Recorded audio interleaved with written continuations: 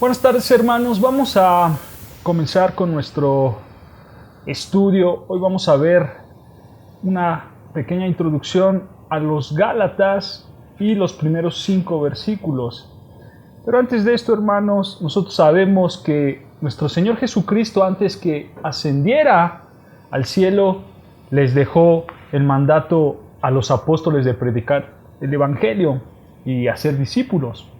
Nosotros vemos en Hechos 2, en el Pentecostés, como es llamado, que a partir de ese evento la iglesia creció exponencialmente. La iglesia empezó a crecer en todo Jerusalén y sus alrededores. Y uno de los principales encargados de esta misión pues fue Pablo. Pablo se encargó de ir y predicar el Evangelio a más regiones. Y dado a que la iglesia empezó a crecer muy rápido, hubo la necesidad de escribir epístolas, o mejor dicho, cartas. Eso es una epístola, es una carta. Las epístolas tenían como propósito dar a conocer algo a un destinatario específico. Y ahora, hermanos, como ya lo comentamos, vamos a estudiar la carta a los Gálatas. ¿Ok? La carta a los Gálatas cuentan con 6 capítulos nada más. Sabemos que lo escribió Pablo, inspirado por el Espíritu Santo. Recuerda, hermanos, que no solo la carta de Gálatas, sino toda la Escritura, dice, toda la Escritura es inspirada por Dios. Dios usó a hombres para escribir esta Escritura y transmitir su mensaje. Por esta razón nosotros buscamos obedecerla, porque es 100% palabra de Dios. Y Dios usó a Pablo para escribir la carta de los Gálatas. Esta carta de los Gálatas era la carta, o se dice que era una de las cartas preferidas de Lutero. En aquel tiempo, hermanos, se conocía como el grito de guerra de la Reforma. ¿Por qué? Porque su mensaje era muy profundo y también era un mensaje muy fuerte, que lo vamos a ir viendo, hermanos. Pero aquí nace la pregunta, ¿quién eran los Gálatas? ¿Quién eran los Gálatas? Los Gálatas, o mejor dicho, Galacia, era una región muy amplia, donde se encontraban las ciudades como Antioquía, como Troas y otras ciudades conocidas que podemos ver en el libro de Hechos. Y era la región del norte de Asia Menor. Geográficamente, hermanos, hoy en día es Turquía o una parte de Turquía. ¿Ok? Entonces, geográficamente, ahí estamos. La carta a los Gálatas se escribió aproximadamente por el año 56 después de Cristo. Si tú lees o si ya leíste esta carta, te darás cuenta que es una carta, como ya lo mencionamos, con un mensaje muy fuerte, muy duro. ¿Y por qué Pablo escribe un mensaje muy fuerte? Bueno, porque no había pasado tanto tiempo de que esta iglesia conociera el Evangelio y ya se estaban dejando engañar por otros evangelios. Esta carta va dirigida no solo a una persona o no solo a una iglesia, sino a varias iglesias en la región menor de Asia, en Galacia, a varias iglesias. Pablo, hermanos, escribió un total de 13 cartas, siendo Gálatas una de las primeras cartas que escribió. Y literalmente, hermanos, Pablo escribió esta carta con su puño y letra. Menciono esto, hermanos, porque normalmente Pablo tenía una persona que le ayudaba a escribir, conocidos como los escribas. O sea, Pablo dictaba y la otra persona escribía lo que Pablo iba diciendo. Pero en este caso, hermanos, no fue así. Pablo decidió escribir con su puño y letra esta carta. ¿Por qué? Bueno, porque había una necesidad muy grande de escribir personalmente. Estas iglesias que se encontraban en Galacia estaban siendo atacadas por falsos maestros judaizantes. Pablo quería corregir esa mala doctrina, por eso Pablo decidió escribir por sí mismo la carta a los Gálatas. Un judaizante, hermanos, era una persona judía que había aceptado el mensaje de la salvación por medio de Cristo. El problema con ellos es que el conocimiento de la salvación por medio de Cristo solamente lo tenían en su mente. Intelectualmente lo sabían, pero no en su corazón. Ellos no aceptaban el mensaje en su corazón. Ellos enseñaban, los judaizantes enseñaban que los gentiles tenían que cumplir con ciertas leyes, con ciertos ritos, costumbres judías. Ellos decían, tú eres salvo, sí, por la obra de Cristo, pero no es suficiente. Es la obra de Cristo más. Ellos decían, es la obra de Cristo más seguir los ritos, más las tradiciones, más la ley de Moisés. Entonces, hermanos, el propósito de esta carta es contrarrestar la práctica de la ley como la salvación, contrarrestarla contra la justificación por la fe. Ese es el tema primordial, la gracia, la justificación por medio de la fe en Cristo. Los falsos maestros decían, circuncídense, practiquen la ley, hagan obras de la ley para que seamos hermanos en Cristo.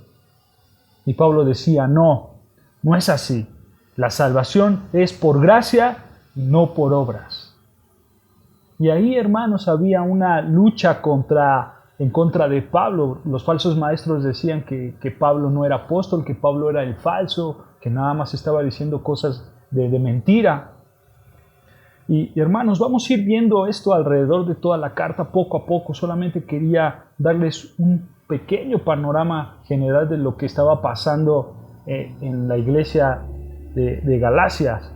Entonces, hermanos, esta carta, nosotros cuando la leemos vamos a ver varios personajes como Pablo, obviamente, después Pedro, también Bernabé, Tito, también se menciona a Abraham como un ejemplo de fe y por supuesto se mencionan algunos falsos maestros, son los personajes que nosotros vamos a ir viendo en esta carta.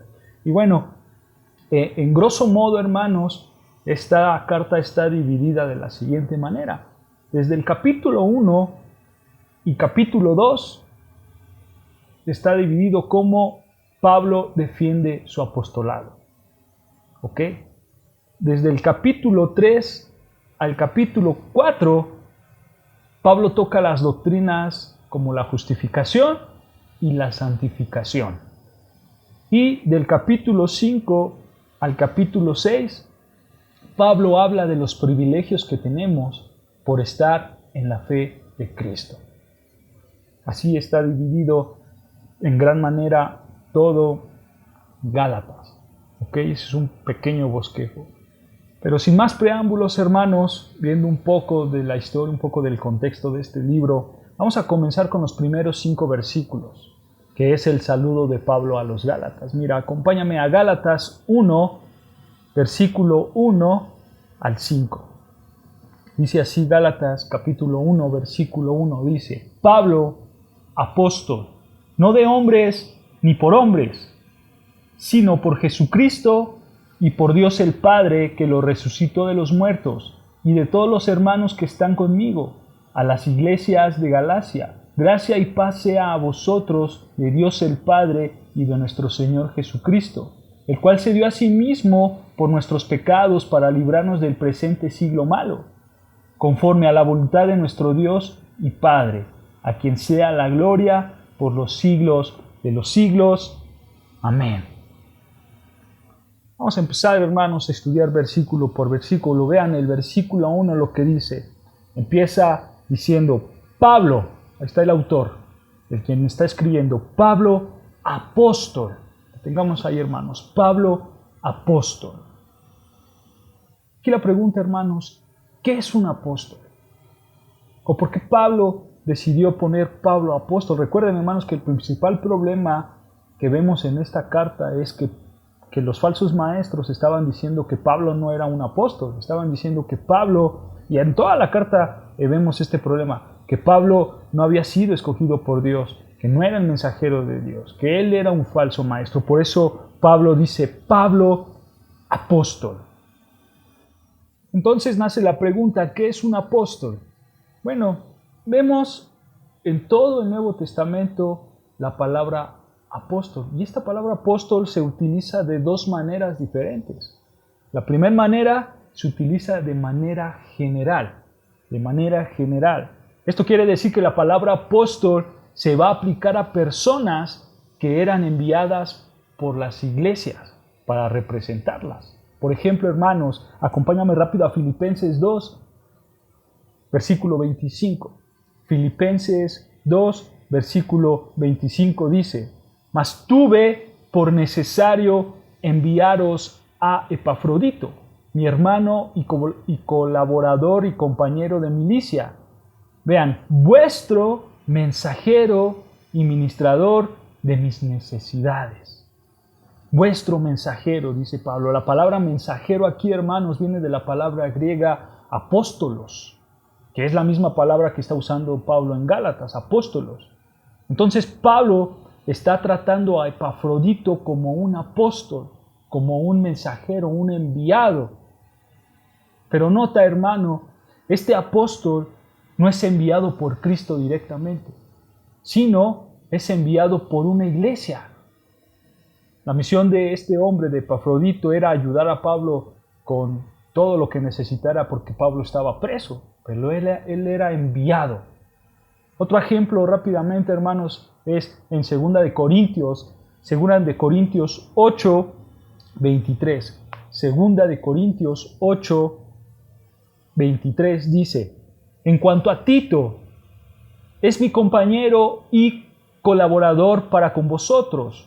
Y en cuanto a nuestros hermanos, vean, son mensajeros de las iglesias y gloria de Cristo.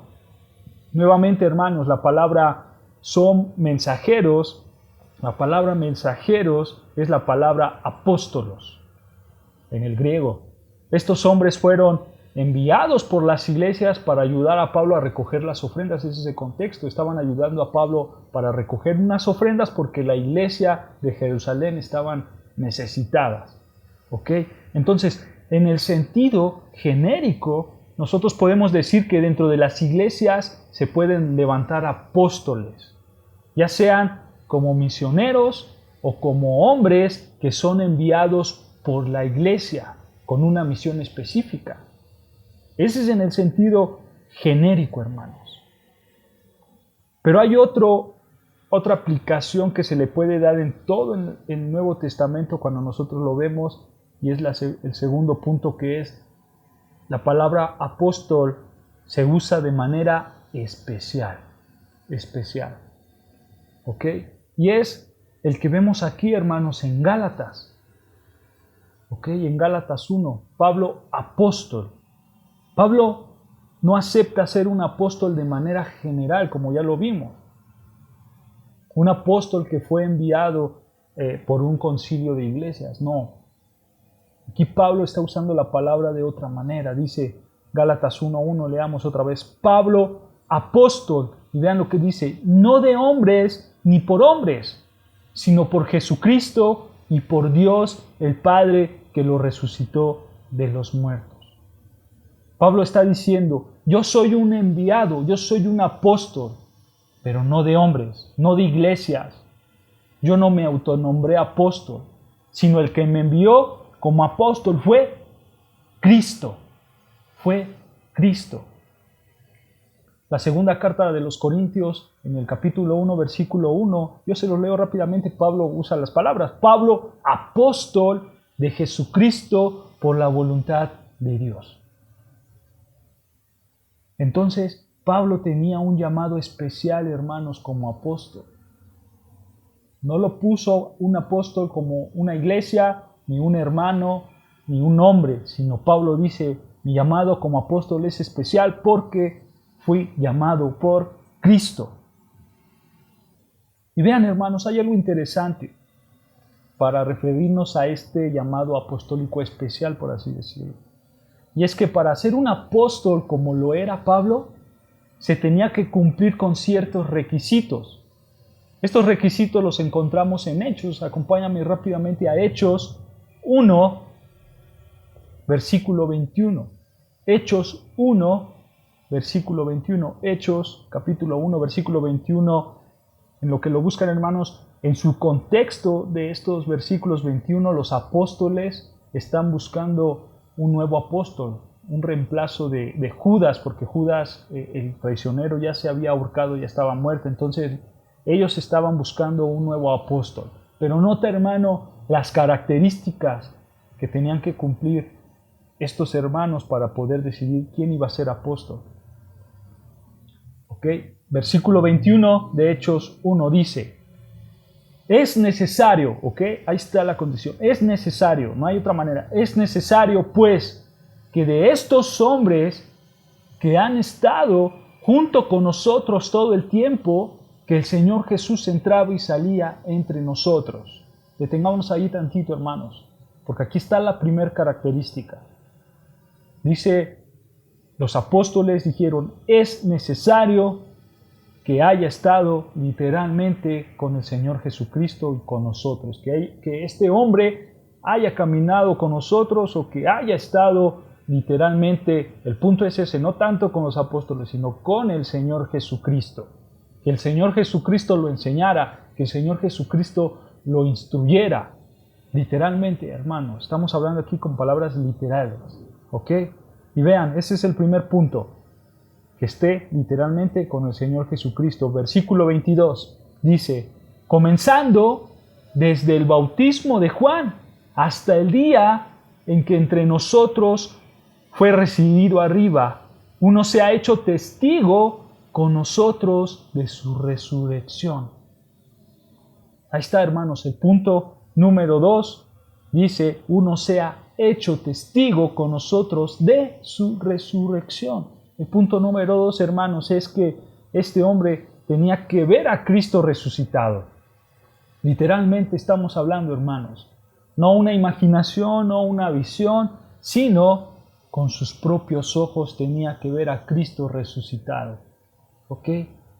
Esas son las dos condiciones que nosotros podemos ver y que son una de las más fuertes, hermanos, para poder ser apóstol.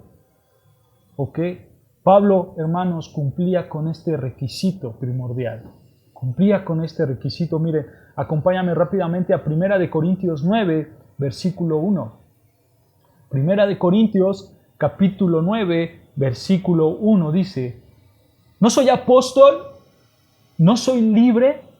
Y vean, ¿no he visto a Jesús, el Señor nuestro? La respuesta es claro que sí, hermano. Pablo sí es apóstol, Pablo es libre en Cristo, y por supuesto que Pablo sí ha visto a Cristo. Vean, hermanos, ahí mismo en 1 Corintios, pero en el capítulo 15, 1 Corintios 15, versículo 8. Dice así 1 Corintios 15, versículo 8. Y al último de todos, hablando de los apóstoles, y al último de todos, como un abortivo, me apareció a mí, dice Pablo. El Señor Jesucristo se le apareció. Claro, hermanos, que Pablo vio a Cristo resucitado. Recuerden, hermanos, cuando Pablo se dirigía hacia Damasco, ¿qué es lo que pasó ahí? Cristo se le apareció y lo tiró de su caballo. Entonces, Cristo sí se le apareció literalmente a Pablo, hermanos. Pablo vio a Cristo resucitado. Y no solo lo vio, sino que también el mismo Cristo lo puso como su mensajero, hermanos. Dios mismo le delegó la responsabilidad de ir y predicar con su autoridad, la de un apostolado, hermanos. Cristo mismo lo hizo.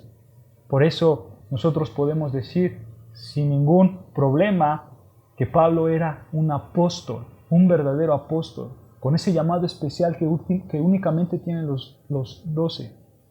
¿Ok? Entonces, el apostolado de Pablo era irreprensible y único. Y único, hermano. Si una persona hoy en día te dice que es un apóstol como Pablo lo fue, pregúntale, ¿cuándo viste a Cristo resucitado camino a Emaús? ¿O cuándo Cristo personalmente y literalmente te nombró apóstol?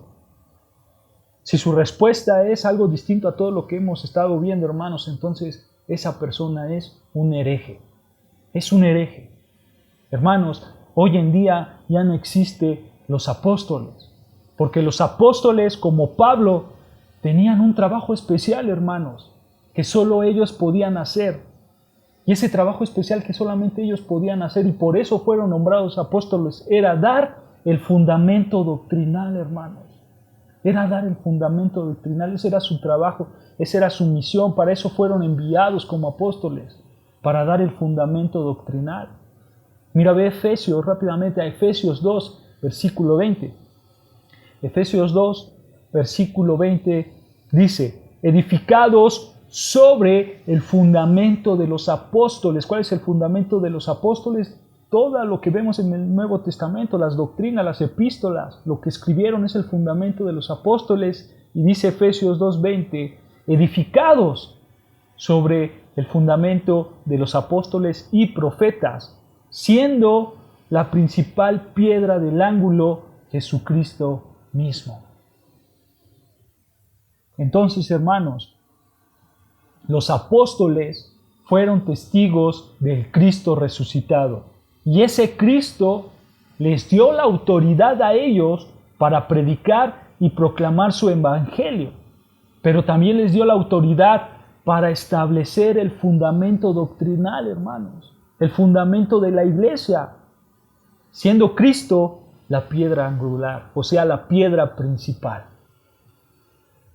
De esa edificación, Cristo iba a ser la piedra principal, pero el que se encargó de hacer el fundamento fueron los apóstoles. Obviamente estos apóstoles usados por Dios, por el Espíritu Santo. Pero pongan atención, hermanos. Cristo les dio a los apóstoles la facultad para echar fuera demonios y para sanar por un propósito que Él tenía. No solamente era sanar por sanar, no solamente era echar demonios por echar fuera demonios, no, hermanos.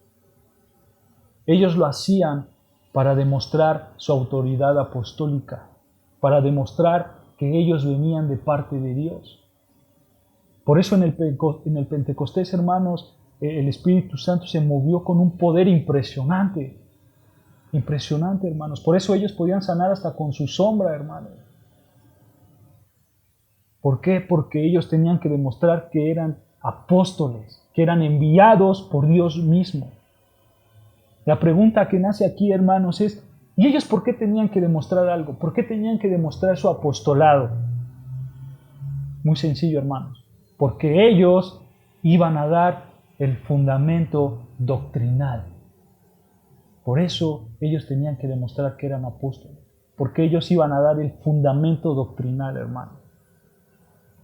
Cuando se acabó el fundamento doctrinal para las iglesias, como el libro de Apocalipsis, ahí se acabó el fundamento doctrinal con el último libro que es Apocalipsis, con Juan.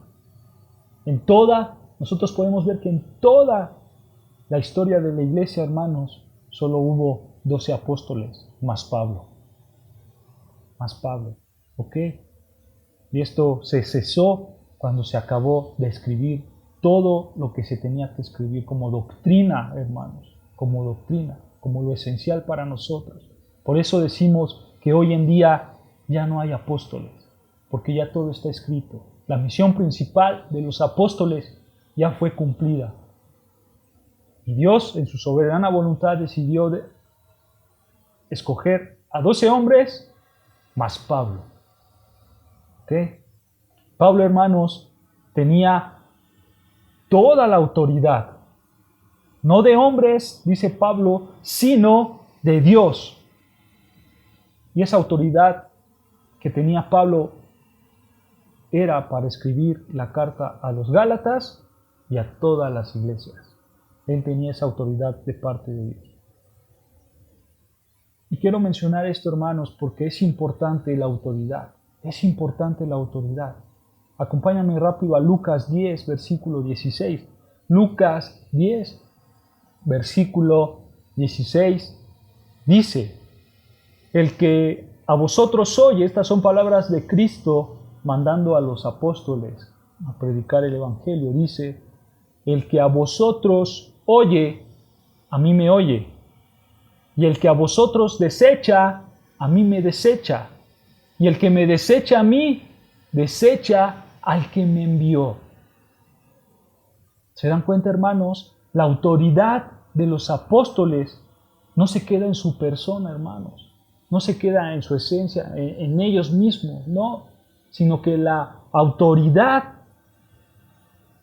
se queda en lo que plasmaron, hermanos, en los libros conformados tanto por el Antiguo Testamento como por el Nuevo Testamento. El fundamento doctrinal del Antiguo Testamento lo dieron los profetas y el fundamento doctrinal del Nuevo Testamento lo dieron los apóstoles. Y ahí radica la autoridad, hermanos. Ellos tenían la autoridad para predicarla y esa autoridad ahora la plasmaron en toda la Escritura, hermanos. Acompáñame rápidamente a 2 Corintios 13, versículo 10. 2 Corintios 13, versículo 10. Dice así: por esto os escribo estando ausente, palabras de Pablo, para no usar de severidad cuando esté presente. Pero pongan atención, conforme a la autoridad que el Señor me ha dado para edificación, no para destrucción. ¿Se dan cuenta, hermanos? Pablo escribe conforme la autoridad que el Señor le ha dado. Entonces los escritos de Pablo tienen autoridad, y no solamente de Pablo, sino de todos los apóstoles. ¿Ok? La idea es, hermanos, recibir lo que Pablo y los demás apóstoles y todo lo que encontramos en las Escrituras es recibir a Cristo mismo. El que rechaza esto, hermanos, rechaza a Cristo y al Padre que lo envió. Esa es la idea, hermanos.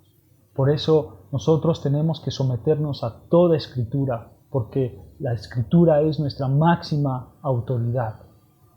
Tenemos que someternos a ella, tenemos que obedecerla como la autoridad apostólica. Pero esto va más allá, hermanos.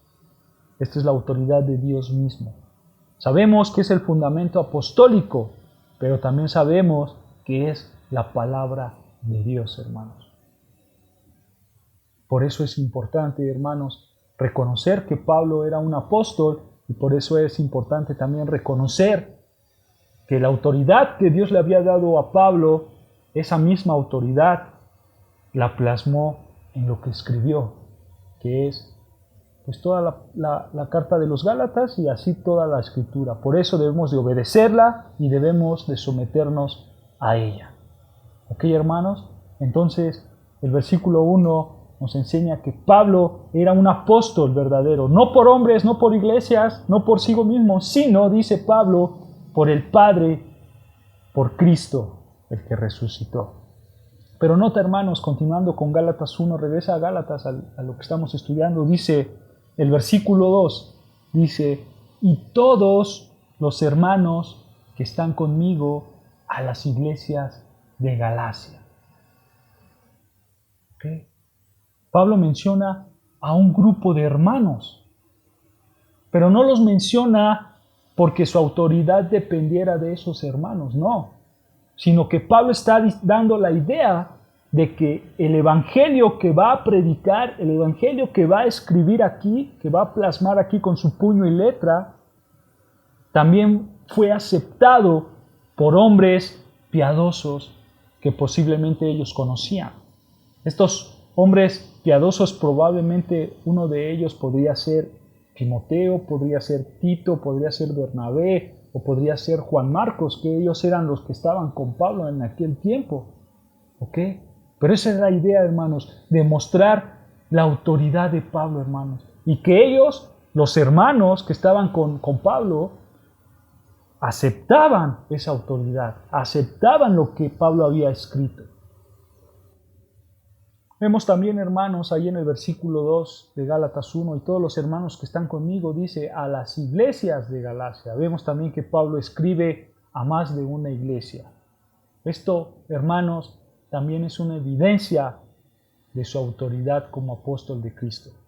¿Okay? Un apóstol de Cristo, como ya lo decimos, su misión es el fundamento doctrinal. Por eso él escribe a varias iglesias, no solamente a uno, no a una persona, sino a varias iglesias como apóstol de Cristo. La pregunta es, hermanos, ¿nosotros dónde encajamos aquí? ¿Dónde encajamos aquí? ¿Cuál es nuestra responsabilidad delante de Dios cuando vemos a un apóstol aquí como Pablo y leemos la carta de Gálatas? Nuestra responsabilidad, hermanos, ya sea con la carta de Gálatas o con cualquier otro libro de las Escrituras, nuestra responsabilidad es verlo más allá que un escrito de Pablo o de Pedro, de Santiago. Verlos más allá. Tenemos que verlos como Jesucristo hablando por medio de ellos. Esa es nuestra responsabilidad, hermanos. Realmente, hermanos, da tristeza, pero realmente es una burla pedirle a Dios una nueva revelación, como muchos dicen, una nueva visión, un sueño de más palabras, de más revelaciones para de lo que Él quiere. Es una burla eso, hermano. Lo que hacemos con eso es, en nuestra actitud es menospreciar la palabra autoritativa que tenemos hoy en día. Eso es lo que hacemos, hermano. Nosotros ya no necesitamos más revelaciones, porque ya todo está revelado. El fundamento doctrinal ya está dado, hermanos. Nosotros tenemos que tener un compromiso y una sumisión a la palabra apostólica, hermanos.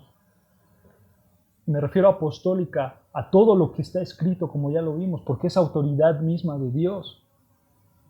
Muchas veces nosotros, hermanos, cuando vamos por una consejería o vamos con la idea de que nuestro pastor nos dé la respuesta, ya sea de un problema o de cualquier otro tema, no importa, pero vamos con nuestro pastor sin antes consultar nosotros mismos las Escrituras. Eso es falta de compromiso por el estudio bíblico, por el estudio apostólico que los apóstoles nos han dejado y que mismo Cristo ha avalado. Hermanos, no estoy diciendo que es malo ir con los pastores, no. Lo que estoy diciendo es que lo malo es alejarnos de la palabra de Dios, dejar de estudiarla, dejar de meditar en ella, dejar la comunión con Dios. Eso es lo malo, hermanos.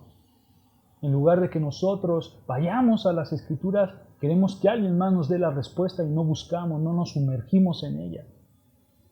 Hay que esforzarnos, hermanos, en estar bien cimentados en el fundamento doctrinal, en el fundamento apostólico, que es la misma palabra de Dios. Pero esto, hermanos, lo vamos a conseguir con dedicación, con estudio y con sumisión a Dios. No solo es aprender por aprender, es aprender y aplicarla, hermanos. Aprender y aplicarlas. Debemos de meternos en el fundamento doctrinal apostólico, hermano, y debemos aceptarlo como palabras de Cristo mismo, palabras de Dios mismo. Debemos de confiar en estas palabras que escribieron los apóstoles al 100%, hermano. ¿Por qué? Porque dice que toda la Escritura es inspirada por Dios. Es inspirada por Dios, son palabras de Dios. Por eso nos sometemos y la obedecemos al 100%, hermanos. Porque hay autoridad aquí y es una autoridad divina.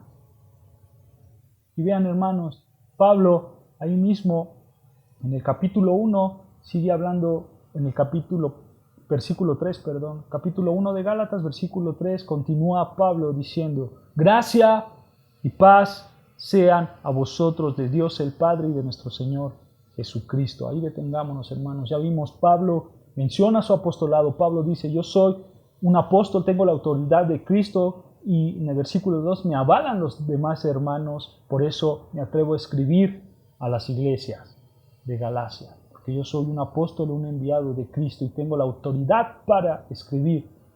Y ahora Pablo en el versículo 3 da este saludo, hermanos: gracia y paz sean a vosotros de Dios el Padre y de nuestro Señor Jesucristo. Pablo, hermanos, está hablando en este saludo de la fuente de salvación y del resultado del Evangelio. Este es un saludo hermoso, hermanos. Nosotros cuando saludamos lo hacemos con palabras muy cortas. Siempre que saludamos es un hola o un qué tal o un cómo estás. Pero Pablo en su saludo desea la gracia, que es la que te da la salvación, y la paz, que es el resultado del Evangelio. Pero nota, hermano, quiero que notes aquí algo muy hermoso, que es el trabajo perfecto de Dios. Dice Pablo ahí en el versículo 3, dice, gracia sea a vosotros, vean, de Dios el Padre y de nuestro Señor Jesucristo. ¿Se dan cuenta? De Dios el Padre y de nuestro Señor Jesucristo. Dios el Padre otorga la gracia y Jesucristo otorga la paz, gracias al sacrificio que hizo. Entonces, la gracia y la paz es el mejor deseo, hermanos, que tú le puedes desear a alguien. La gracia salvadora y la paz que tenemos para con Dios. Y vean versículo 4 lo que dice. Versículo 4, el cual, o sea, Jesucristo, se dio a sí mismo por nuestros pecados para librarnos del presente siglo malo conforme a la voluntad de nuestro Dios y Padre. Noten, hermanos, Jesucristo se dio por nuestros pecados. Esta es una realidad, hermano. Nosotros somos hombres 100% pecadores. Hombres que se dejan llevar por sus deseos carnales. Hombres que son tentados por Satanás y que caemos en esa tentación. Por eso también Pablo escribió en Romanos 3, yo lo leo rápidamente, Romanos 3, versículo 10 al 12, como está escrito, no hay justo ni aun uno, no hay quien entienda, no hay quien busque a Dios. Todos se desviaron, a una se hicieron inútiles. Este, hermano, es el reflejo de la condición del hombre. Somos esclavos del pecado, no hay justo ni aun uno. Día a día nos dejamos llevar por nuestros pecados, por nuestros deseos pecaminosos. Día a día aceptamos ideas de este mundo, hermanos, antes que la palabra de Dios. Pero hay una verdad, hermanos, que también podemos ver en el versículo 4. Y es que este verso enseña que podemos ser librados de esa esclavitud. Podemos ser librados de nuestro pecado, de nuestros deseos. Nota, hermano, quiero que notes que Pablo está presentando el Evangelio desde el primer versículo, hablando de Cristo resucitado, después habla de la gracia salvadora, después de la paz que tenemos para con Dios, ¿gracias a qué? Versículo 4, a su sacrificio en la cruz. Pablo está evangelizando dentro de su saludo. Pablo está dando el mensaje del Evangelio a esos falsos maestros. Ve lo que dice versículo 4, el cual se dio a sí mismo por nuestros pecados para librarnos del presente siglo malo. Hermanos, Cristo se dio en la cruz, no solo para librarnos del pecado, sino que se dio en la cruz para hacer lo que nosotros no podemos hacer, y es quitarnos las cadenas del pecado, quitarnos las cadenas que nos llevaban a la muerte. Por eso Cristo se dio a sí mismo. Por eso vino Cristo, hermanos, para darnos gracia y paz delante de Dios. Dice ahí que Cristo vino para librarnos del presente siglo malo. Al final del versículo 4 eso es lo que dice. Del presente siglo malo. Con esta palabra, hermanos, del presente siglo malo, Pablo se está refiriendo al mundo, pero no al mundo físico, no a lo que vemos, no a la creación. No, es que Pablo se está refiriendo a que Cristo nos va a librar de este mundo, o sea, del entendimiento de este mundo, de las ideas ideológicas de este mundo. No es que Cristo nos va a sacar de este mundo y nos va a poner en otro planeta, no. Eventualmente eso va a pasar, hermanos. Cristo nos va a sacar y nos va a poner en la nueva Jerusalén. Pero Pablo no se refiere a esto, se refiere a la forma de pensar, a las ideas ideológicas de este mundo. Esa es la idea. ¿Ok? Entonces, la pregunta es, ¿cómo Dios nos va a librar de este mundo, de esta manera de pensar? Acompáñame rápidamente a Juan 17, hermanos. Juan, el Evangelio de Juan, capítulo 17, versículos 15 al 17. Dice Juan 17, 15. No ruego que los quites del mundo, hablando Jesucristo al Padre. No ruego que los quites del mundo, sino que los guardes del mal. No son del mundo, como tampoco yo soy del mundo. Y pongan atención aquí, hermanos. Santifícalos en tu verdad. Tu palabra es verdad. Cristo nos va a librar de este mundo con su palabra. Mientras más expuestos estemos a la palabra de Dios, más santidad tendremos, hermanos. Y mientras más santificados estemos, más alejados de los pensamientos de este mundo vamos a estar. Es necesario, hermanos, la palabra de Dios en nuestras vidas. Es una de nuestras fuentes principales como cristianos, la palabra de Dios. La palabra, hermanos, no es insignificante. Es de vida o de muerte. ¿Por qué? Porque nuestra vida espiritual, hermanos, empieza con la palabra de Dios. Empieza con la palabra de Dios. Dice Primera de Pedro 1, versículo 23. Primera de Pedro, capítulo 1, versículo 23 dice, siendo renacidos, no de simiente corruptible, sino de incorruptible, por la palabra de Dios que vive y permanece para siempre. Somos nacidos, hermanos, gracias a la palabra de Dios. Y hasta el día de hoy, hermanos, seguimos dependiendo de la palabra de Dios al 100%. Ya nacimos de la palabra de Dios y ahora que hemos nacido de nuevo, dependemos de la palabra de Dios. Dice, yo se los leo, Mateo 4:4, Mateo capítulo 4, versículo 4 dice, no solo de pan vivirá el hombre, sino de toda palabra que sale de la boca de Dios. Hermanos, la palabra de Dios no es palabra inútil, sino la vida misma, porque por ella somos sustentados y somos santificados.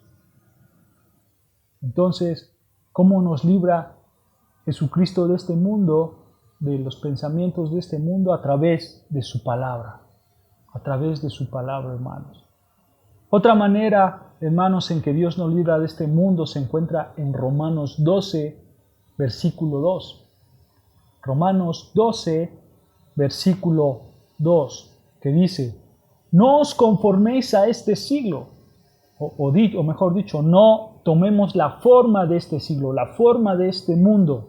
Y vean, pongan atención cómo continúa. Sino transformaos por medio de la renovación de vuestro entendimiento para que comprobéis cuál sea la buena voluntad de Dios, agradable y perfecta. Por así decirlo, hermanos, Cristo nos da una libertad mental. Nos da una libertad de mente.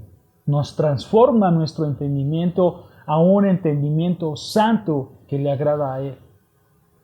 Desgraciadamente, hermanos, muchos hombres que se hacen llamar cristianos, entre comillas, han aceptado cosas de este siglo, cosas de este mundo, ya sea el aborto, ya sea la homosexualidad, ya sea la mentira, el adulterio, las feministas, pero esas feministas radicales que se van más allá de lo que es. Y desgraciadamente se ha aceptado ese tipo de cosas, hermanos. Pero, dice Pablo en Romanos, transformaos por medio de la renovación de vuestro entendimiento. Tenemos que transformar nuestro entendimiento, no nos debemos de adaptar a ellos, hermanos. La transformación verdadera, hermanos, es un profundo cambio interno. Y ese cambio interno fue pagado por la sangre de Cristo y llevado a cabo por el Espíritu Santo.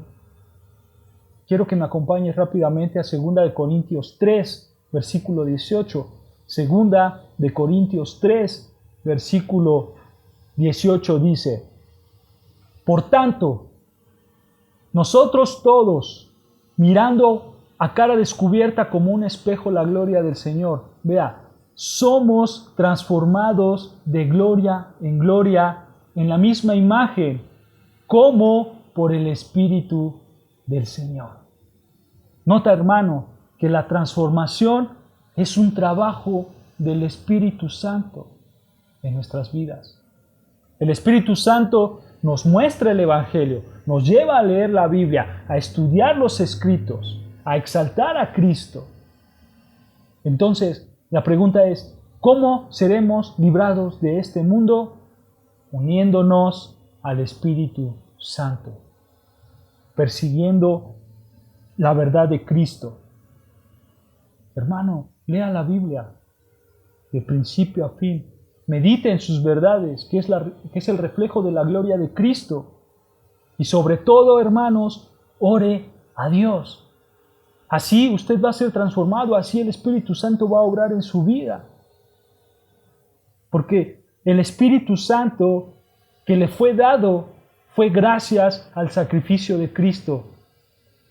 Y gracias a ese sacrificio, nuestra mente es renovada. Y eso nos aleja del presente siglo malo. Del presente siglo malo, hermanos. Hay que sumergirnos en el Espíritu. Tenemos que tener, hermanos, el Espíritu Santo trabajando en nuestras vidas día a día. Que no se derargulla, sino que día a día esté usándonos, ya sea leyendo la Biblia, orando, para alejarnos del presente siglo malo. Regresando, hermanos, a Gálatas 1, versículo 4, quiero que notes algo, que el sacrificio de Cristo fue por voluntad de Dios el Padre. Vean ahí al final del versículo 4 de Gálatas 1, dice, conforme a la voluntad de nuestro Dios y Padre. Todo estaba planeado, hermanos, por el Padre. Desde la eternidad estaba planeado. La muerte de Cristo no fue el plan B como muchos dicen. Muchos dicen, es que el pecado entró al mundo y le agarró por sorpresa a Dios, por eso Dios tuvo que sacrificar a Cristo. No, hermanos, no es así, no hubo un plan B. El sacrificio de Cristo siempre fue el plan A. Y date cuenta ahí mismo en el versículo 4, hermanos, al principio dice, el cual se dio a sí mismo. Nadie obligó a Cristo. Él decidió por voluntad propia, decidió ser el sacrificio, ser inmolado. En el consejo de la Trinidad dijo Cristo, yo me voy a sacrificar por mis hijos. Yo voy a ser inmolado, yo voy a ser sacrificado. Y eso fue para librarnos de nuestra vana manera de vivir, hermanos. Pablo sabía que el plan de Dios era perfecto en sí mismo. La gracia salvadora y la paz para con Dios fueron el resultado de la muerte de Cristo en la cruz. Y los hijos de Dios podemos descansar en estas verdades. Por eso Pablo, hermanos, expresa estas palabras, expresa esta doxología en el versículo 5, ahí en Gálatas 1, versículo 5, dice Pablo, a quien sea la gloria por los siglos de los siglos. Amén. La gloria solamente es de Dios, solamente es de Cristo, porque Él se dio por nuestros pecados. Él fue el sacrificio sustitutorio, hermanos. Él se puso en nuestro lugar. Por eso Pablo dice, la gracia nos las dio Cristo. La paz nos las dio Cristo. Cristo nos salvó de nuestros pecados. Nos libró de este mundo. Por eso a Él sea la gloria por los siglos de los siglos. Amén. Hermanos, para concluir, busquemos la verdad doctrinal. La verdadera doctrina apostólica y alejémonos de lo que este mundo enseña. Tengamos nosotros, hermanos, la libertad que Cristo nos dio. Así empieza Pablo escribiendo su carta a los Gálatas, recordando la autoridad bíblica, que es la autoridad apostólica que fue dada por Cristo mismo, y recordando el verdadero evangelio, hermanos. Pablo se va a enfrentar a falsos maestros judaizantes. Por eso Pablo necesitaba decir: yo soy un apóstol enviado no por hombres, sino por Cristo. De ahí viene mi autoridad como apóstol, de Cristo mismo. Y todo lo que escriba es de parte de Cristo, y hermanos me avalan. Y aquí está el evangelio que les voy a presentar. Hermanos, así concluimos los primeros 5 versículos. Y yo te animo que te dejes llevar por el Espíritu Santo, que te metas a la palabra de Dios, que la obedezcas como tu máxima autoridad, para que tu mente sea renovada. Dios te bendiga.